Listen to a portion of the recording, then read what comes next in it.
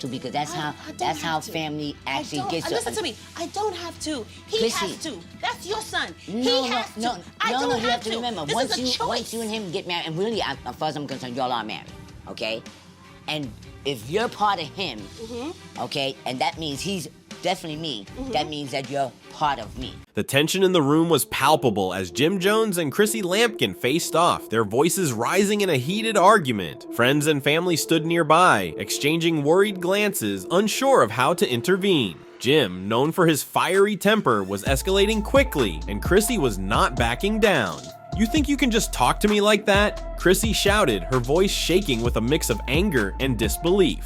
"You've crossed a line, Jim." Jim's frustration boiled over. "You don't get to dictate how I handle things," he barked, his face flushed with emotion. The air crackled with tension as he took a step closer, his eyes narrowing. In a sudden, shocking move, he slapped Chrissy across the face. The sound echoed in the room, and everyone gasped, stunned into silence. Chrissy stumbled back, her hand flying to her cheek, shock giving way to an intense fury. "You've lost your mind," she yelled, her voice now a mixture of disbelief and outrage. The atmosphere in the room shifted dramatically, tension thickening as everyone processed what had just happened. Just then, Jim's son, who had been watching from the sidelines, stepped forward. He had seen enough.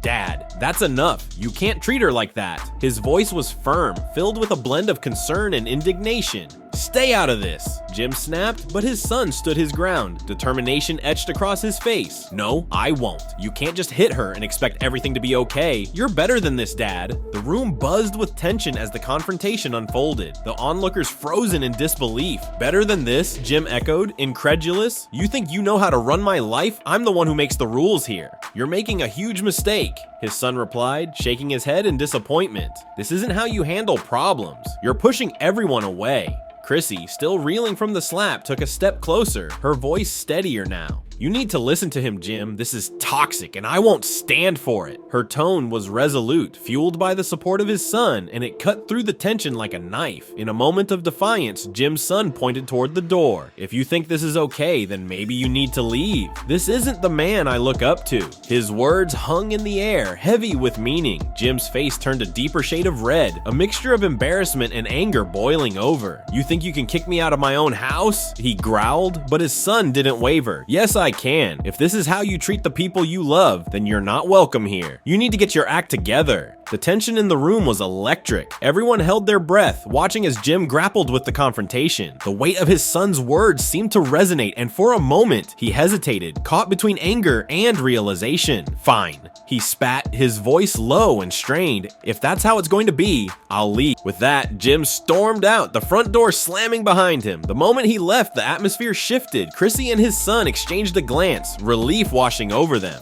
"Are you okay?" his son asked, concern etched on his face as he turned to Chrissy. She nodded, though her emotions were still raw. "I will be. I just can't believe he crossed that line. It's not just about the slap, it's everything leading up to it." "Neither can I," his son replied, shaking his head. "We need to stand our ground. This isn't just about today, it's about what we allow in our lives moving forward." They both took a deep breath, the weight of the situation settling around them. It wasn't just about a physical altercation, it was a wake-up call. Jim had been spiraling, and both of them knew it. As they sat in the quiet room, the reality of the moment began to sink in. "I've always cared about him, but I can't let this continue," Chrissy said, her voice soft but resolute. "I won't let him treat me, or anyone, like that anymore." His son nodded in agreement. "We need to address this as a family. If he's willing to change, then maybe there's hope, but if not, we have to protect ourselves." The conversation lingered in the air, a mix of hope and uncertainty. They both understood that confronting Jim about his behavior wouldn't be easy, but it was necessary. Hours passed, and the sun began to set, casting a warm glow over the room.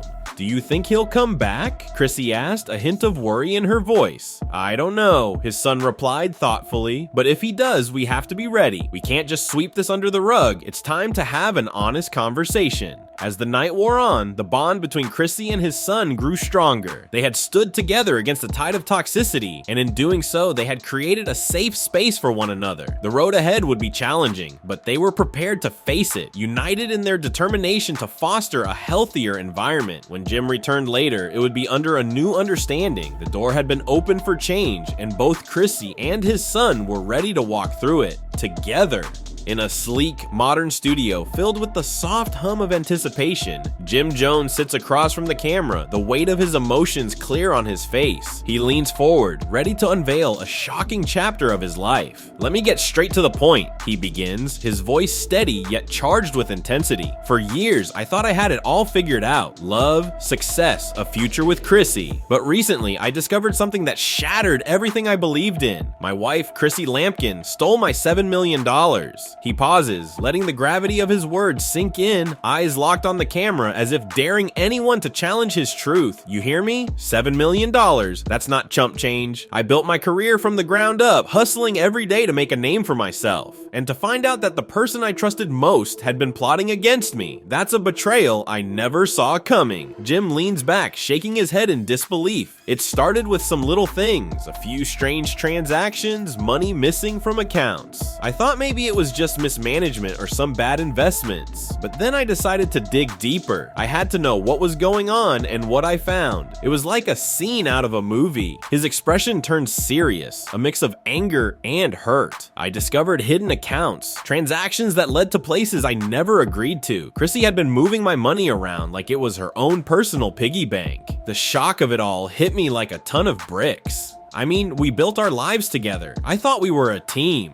He leans forward again, intensity radiating from him. When I confronted her, it was like I was speaking to a stranger. The denial, the excuses, it was surreal. Here was someone I considered my partner, my ride or die, and she was looking me dead in the eye, acting like it was all in my head. But I had the proof, I had the documents, the bank statements. It was all right there. Jim takes a deep breath, the pain still fresh. What hurts the most is that I would have given her the world. I wanted to build a future with her, and instead, she chose to betray that trust. Love is supposed to be about honesty and loyalty, but in that moment, I felt like a fool for believing in her. He runs a hand through his hair, frustration bubbling over. I'm not one to air out dirty laundry, but this isn't just about money, it's about respect. It's about the foundation of what we were supposed to have. I've learned the hard way that sometimes the people closest to you can be the ones who hurt you the most. His gaze softens, reflecting on the journey ahead. I'm picking up the pieces now, focusing on my music and my brand. It's going to take time, but I refuse to let this define me. I've come too far to let one betrayal hold me back. So I'm taking my power back, one step at a time. With a determined look, Jim straightens up, ready to face whatever comes next. I hope this serves as a wake-up call for anyone out there who thinks they know their partner. Trust your instincts, and always keep your eyes open. You never know what might be lurking in the shadows. As he finishes, the room feels charged with a mix of resilience and heartbreak, a testament to a man ready to reclaim his narrative and forge a new path forward.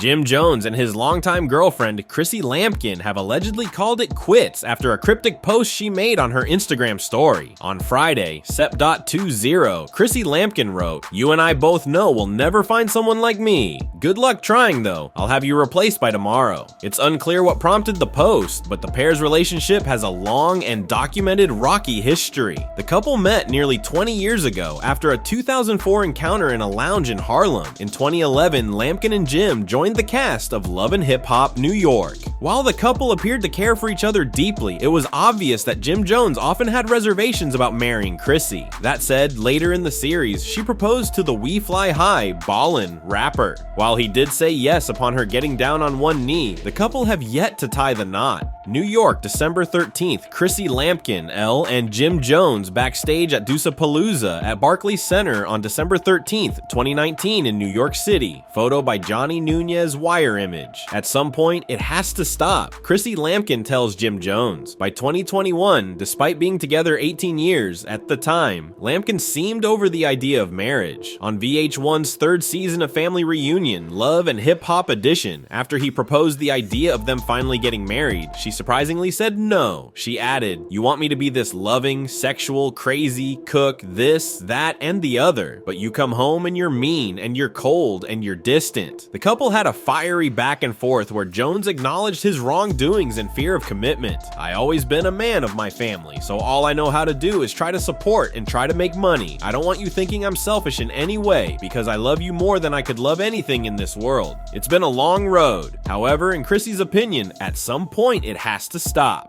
The living room is dimly lit. Clothes are scattered around, and an open laptop sits on the coffee table. Chrissy, visibly upset, sits on the couch, her eyes red from crying. She clutches her phone tightly, staring at it with disbelief. She scrolls through a series of photos revealing Jim with another woman, laughing and holding hands. Chrissy's face reflects heartbreak and anger. The front door opens and Jim enters, casually unaware of the tension. He freezes upon seeing Chrissy's distressed expression. Jim approaches, concern washing over his face. Chrissy stands, her posture tense, and holds up her phone, showing him the photos. Jim's face pales as he realizes what she's referring to. He runs a hand through his hair, clearly struggling to find the right words. Chrissy shakes her head, tears streaming down her cheeks. She turns away, trying to process her emotions. Jim takes a step closer, desperation in his eyes, as he tries to explain himself. Chrissy crosses her arms, distancing herself emotionally. She turns to look out the window, her heart heavy, while Jim stands back, guilt etched on his face. After a moment, Jim nods, understanding the weight of his actions, and quietly leaves the room. Chrissy collapses onto the couch, sobbing, the phone slipping from her hands. She stares blankly at the scattered clothes around her, feeling lost and betrayed. The camera pulls back, capturing the desolation in the room as Chrissy struggles to find a sense of peace amidst the chaos.